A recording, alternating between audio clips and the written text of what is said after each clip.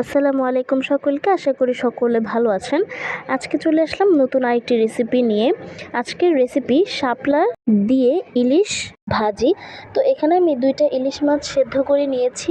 এবার সেদ্ধ করার সময় আমি এখানে হলুদের গুঁড়া দিয়ে দিয়েছিলাম।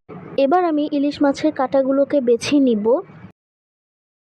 একটা কড়াইয়ে আমি সাদা তেল, শুকনা মরিচ, কাঁচামরিচ কুচি, রসুনের কোয়া, পেঁয়াজ কুচি দিয়ে ভালোভাবে মিক্স করে নিব।